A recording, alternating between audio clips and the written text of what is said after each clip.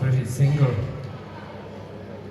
I ja se sjećam na jedna anegdota, tamo je bio neki, mislim da je bio iz Zagreba, neki je bio kao muzički glazbeni kritičar. I onda je napisao, ima neki mladi band, Divlje jagode, totalno bez veze, a pjesma je još gora. Neslušljiva. I to bi bilo sve ok da nakon 40 kusur godina da vjerojatno postoje ljudi koji nisu čuli za Divlje jagode. Jako puno ljudi nikad nije čulo za mene, to je potpuno normalno.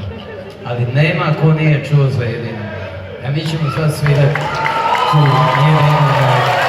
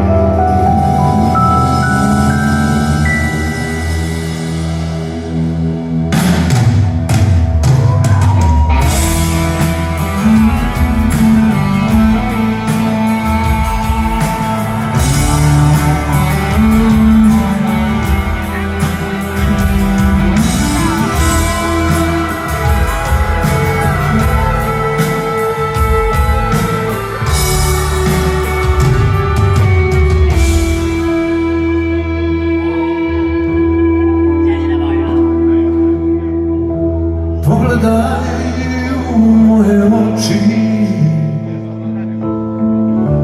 zašto skrivaš pogled taj?